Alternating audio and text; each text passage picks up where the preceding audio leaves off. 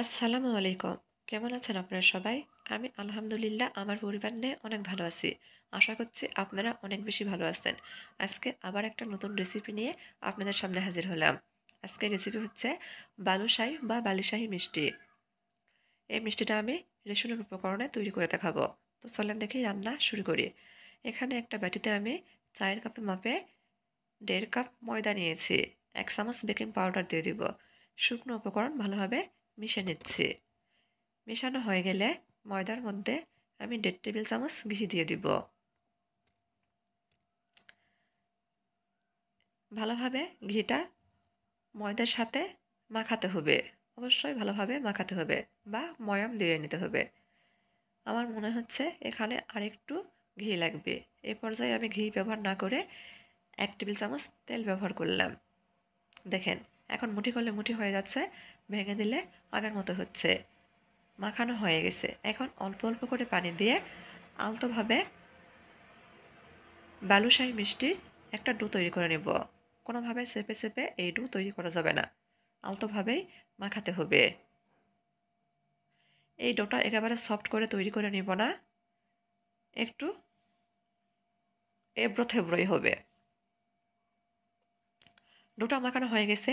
এখন ডোটা আমি 2 হাত দিয়ে মাঝখান থেকে ছিঁড়ে নিব, আবার এক জায়গায় করব।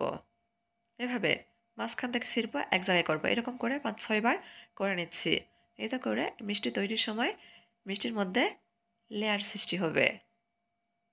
করা হয়ে গেলে আমি ডোটা একটু গোল করে নিলাম। 10 মিনিটের জন্য রেস্টে রেখে দেব।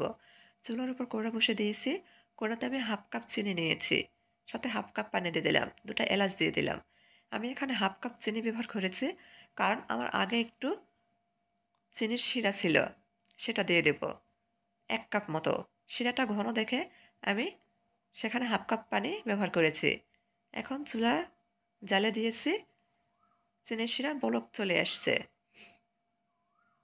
এই শিরাটা আমি খুব বেশি ঘন করব না, একটু চিটচিটে হলেই চুলা বন্ধ করে দিব। আপনারা আপনারা যে বাটি মাপে চিনি নেবেন ওই বাটিতেই সমপরিমাণ পানি দিয়ে দিবেন।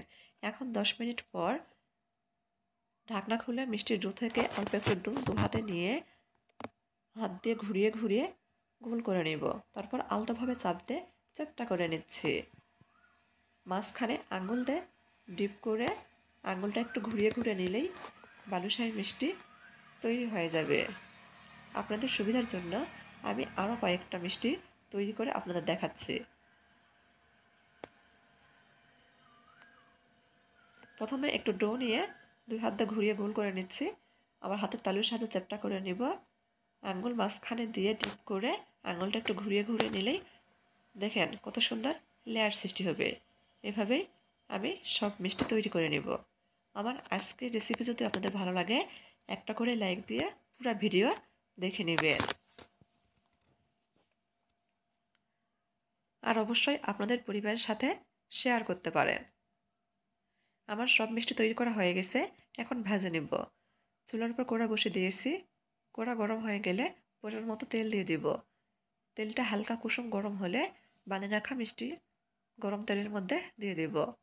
অবশ্যই তেল হালকা গরম থাকা অবস্থায় মিষ্টিগুলো গরম তেলের মধ্যে ছাড়তে হবে। মিষ্টিগুলো যখন ফুলে উপরে ভেসে উঠবে এই পর্যায়ে আমি মিষ্টিগুলো উল্টে দিব। এভাবে বারবার উল্টে পাল্টে মিষ্টিগুলো আমি ভেজে নিব। দেখেন মিষ্টির লেয়ারগুলো কত সুন্দর দেখা যাচ্ছে।